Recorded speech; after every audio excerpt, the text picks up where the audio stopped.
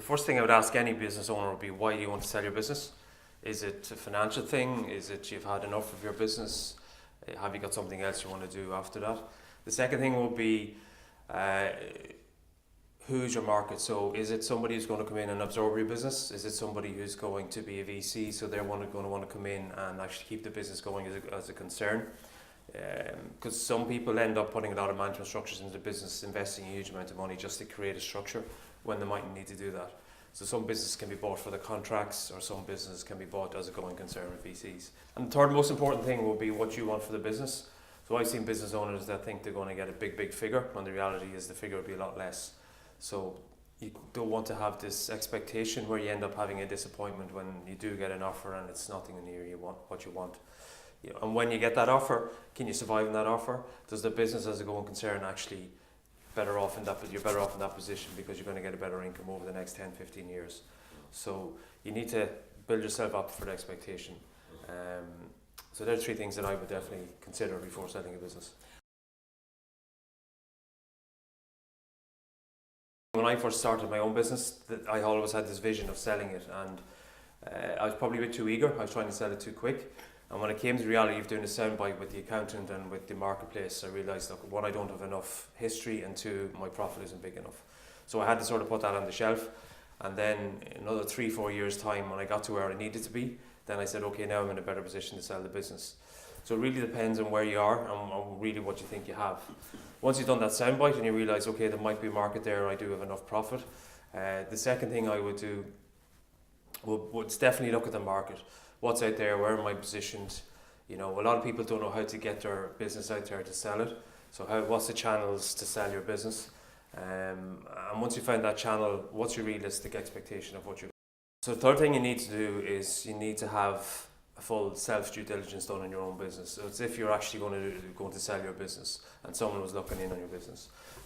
When I was selling my business, the first attempt I made, I had to do a full due diligence with that company. Now I wasn't successful the first time, but that due diligence prepared me very well for the next time. So sometimes a good trial run is really important by somebody external. So I could definitely take somebody through a trial run and go, this is what you're expected and this is what my experience has told you. Because doing a trial run with a company can take 2 to 3 months of your time out of that business. And I've seen businesses suffer because they've put so much time into doing the due diligence, and in the meantime that 3-4 months of sales or the normal day-to-day stuff has suffered.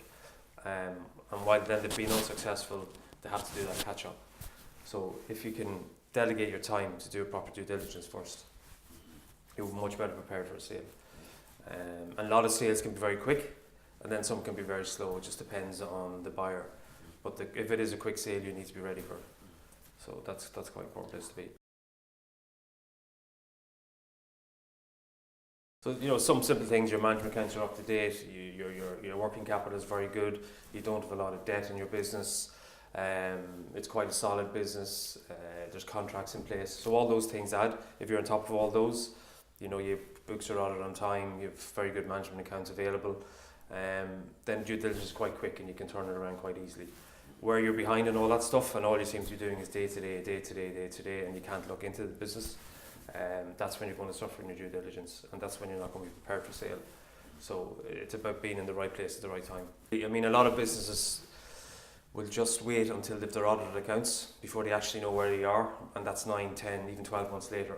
So business should always prepare. If I had to sell the business tomorrow and somebody came down the street and said, how much money did you make last week, how much money did you make last month, that you know off the top of your head exactly how much that is, and that knows you're on top of your business. Historic information is fine to have, but it definitely doesn't set you up for the future.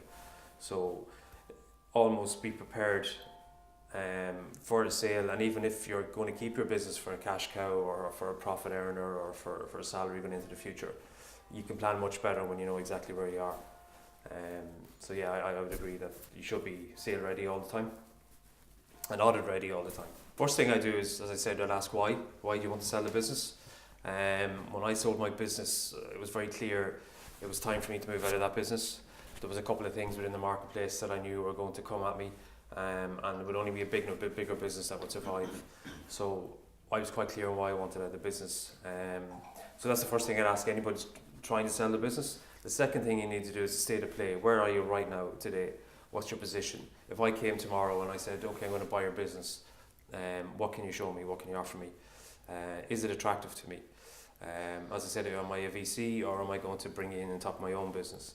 So it's really the state of play, how attractive you look to the marketplace, and then how much you want for the business. Is that a realistic number?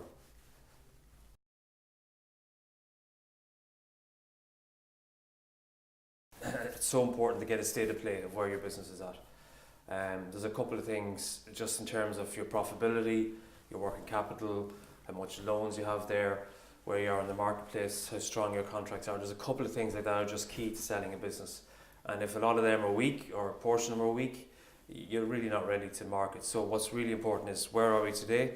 Where do we need to be? How long is that process? And what steps do we need to take in order to get there?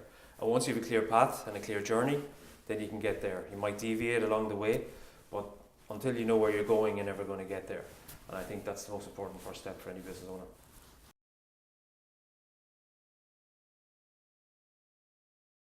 I think one of the biggest errors a business owner can make is they idealize the outcome. So they'll think, oh yeah, I'll go and get 7, 8, 10 million for the business. When the reality is a lot less. So when you actually say, look, the reality is you're probably in this range. That might last you 5 years. After that, what are you going to do? What's the new territory you can go into? What's the new journey you can go into? So that's a realization.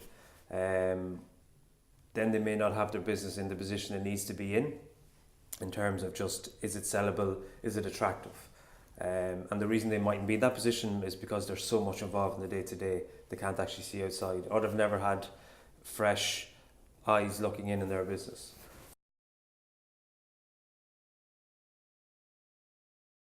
I suppose it's like buying a car but you don't know why you need it. So if you have a business and you don't actually know why you want the business or what it's serving you, because a business is there to serve you, you're investing a huge amount of your time and effort. So my first bit of advice is I would get somebody into the business and say, look, this is what I have. This is really where I think I need to be or where I want to go. What do you think? And then that person will reflect with you and find out what the real reasons are. Is this goal possible? Is it really what you want? Because no matter what you do, you're going to have to put invested time and effort into that goal. But that's how we'll help you. We'll make sure that you're on the right goal. And if that goal is attainable and achievable, then we'll make sure that you get there.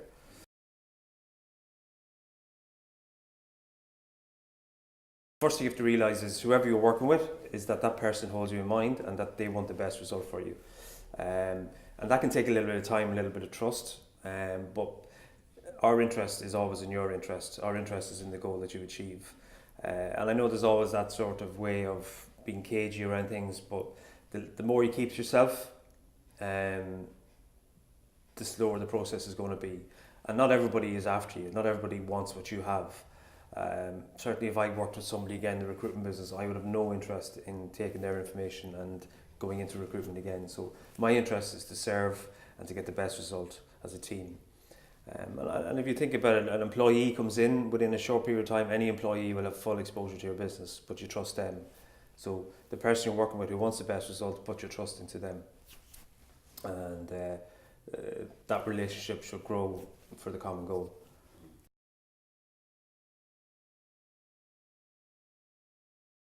You have to get established, you have to have a network, you have to have systems, processes, and only then can you go into the next area or go into the next field. So it's about having that baseline, that structure, that foundation. So timelines are key, and in your own head you may have one, but the reality may be different. So to avoid disappointment and to avoid not getting there, it's better that you reflect with someone and get a realistic timeline, have set targets, and build your goals towards those targets and have milestones along the way. So it's a much easier way to have a much more realistic outcome, but everything's achievable.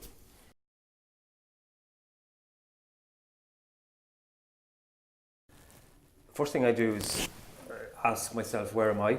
So where's my headspace? Am I highly stressed? Am I relaxed? Am I thinking clearly? Am I thinking out of, being a reactionary thinker? How do my team see me? Am I a good leader? Am I a good manager? So they're all questions you have to ask yourself first, because that coherence is very important. in order for you to take the next step. Second question, am I prepared to make changes? Because there will be changes. Not everybody will want the changes that you're going to make, so are you prepared to stand up for yourself and have that confidence within yourself? They're two personal questions. Once you get over that, then it's the business. Where's the business? Am I prepared to let somebody look into that business? Am I prepared to take the feedback, be it good or bad? And only until you can accept all that within yourself and prepare for change, can you really make change.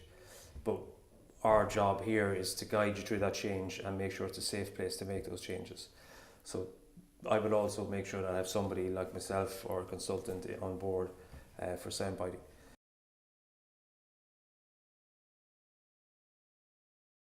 Well, I think the first thing to do is just make a call. So you can call me. We'll do a first half hour conversation. See exactly where you are, where your state of play is, and then where I can add value to your internal thinking. And we can first thing we can do is the business, is it sellable? And if it is, then do we go to market? And two, if it's not sellable, how do we make it a good cash cow or a good earner for yourself?